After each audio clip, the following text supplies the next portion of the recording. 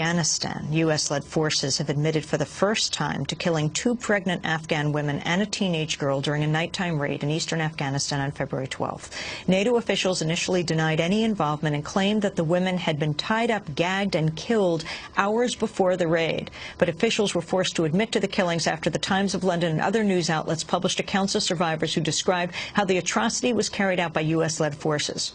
One of the women killed was a pregnant mother of 10. Another was a pregnant mother of 6. Afghan investigators told the Times of London U.S. Special Forces soldiers tried to cover up the killings. U.S. forces reportedly dug the bullets out of their victims' bodies, then washed the wounds with alcohol before lying to their superiors about what happened. Despite admitting to the killings, NATO officials continued to deny there was a cover-up and said that an ongoing legal investigation has found no evidence of inappropriate conduct. Jerome Starkey is with us now from Kabul. He writes for the Times of London in Afghanistan. He broke the story. NATO singled out Starkey's reporting in its denial of the cover-up, saying his claims were categorically false. Since then, the United Nations and the New York Times have corroborated his claims. Jerome Starkey, tell us exactly how you discovered the story and what you found.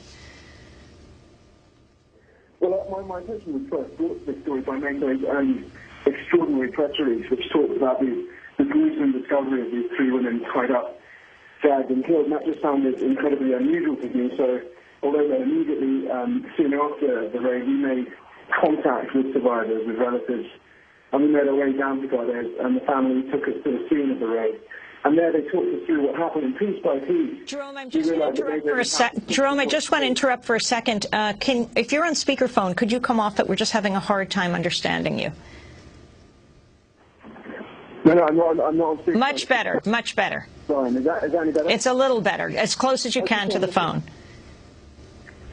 My attention was first drawn to this story by NATO's own press release, an extraordinary press release, which talked about the women's bodies being discovered, tied up, gagged and killed. Just sounded so unusual, so we made contact with relatives, survivors, people who've been there, including the Vice-Chancellor of Gardez University, and they invited us down to Gardez, and they said if we could get to Gardez scene, and they would guarantee our protection, they would take us out to the scene, and that's what they did. And when we were there, in a series of interviews with survivors, with Afghan officials, piece by piece, NATO's story just unraveled. They said that several militants were killed. When we spoke to the family, when we spoke to local officials, we discovered 3 women and 2 men were killed.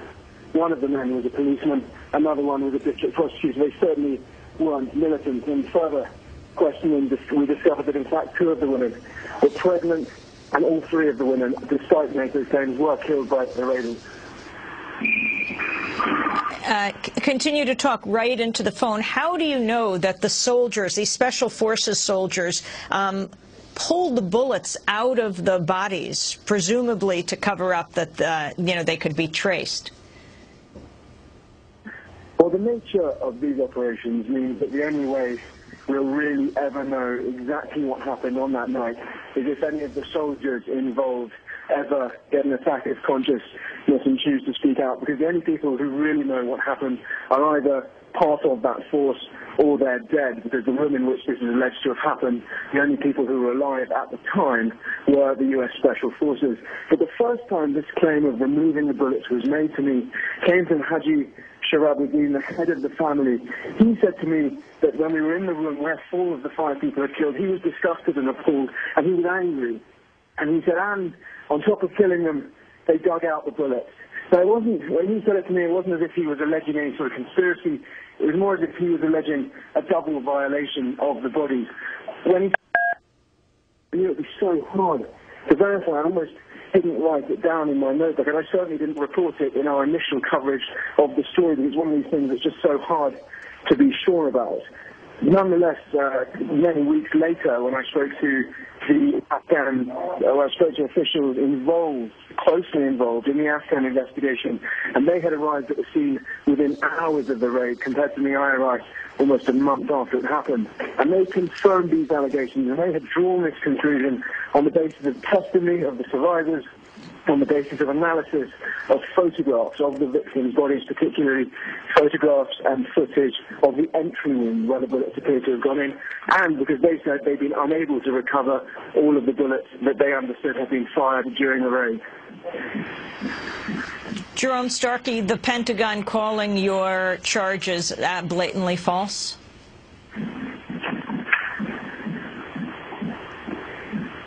Jerome? Jerome? Well, let me... Hello? Hi, Jerome. Can you hear me? I can hear you now, sir. Okay. The Pentagon calling your charges blatantly false.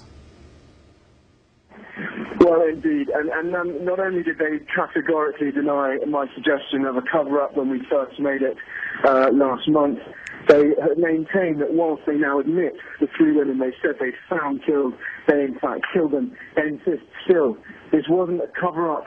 This was a cultural misunderstanding. Their claim, which might seem increasingly ridiculous, is based on the fact that they say the force on the ground, which we understand included Afghans, who should, if they'd seen these bodies, been very simple for them to identify that what the U.S. forces thought were bindings and gags were just, in fact, normal ritual funeral preparations. And one of the things to come out of the Afghan investigation, which is very unusual, is that we understand the special forces sealed off the compound from 4 a.m. when they first arrived until 11 a.m. that morning. That's more than 7 hours.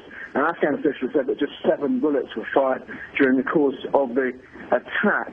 So it's not exactly clear, still not clear, why the U.S. Special Forces would have stayed on location for such a long time. And we understand that during that time, during some of that time, that some of the relatives began preparing their dead wives, daughters, brothers, fathers for burial.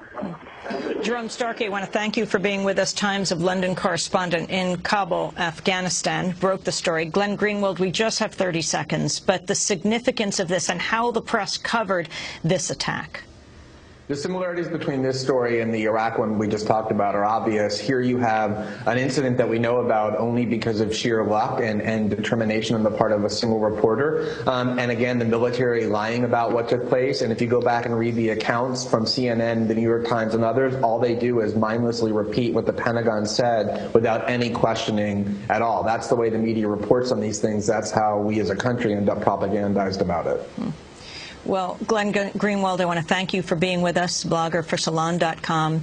And again, thank you to Jerome Starkey, who is in Kabul, Afghanistan now.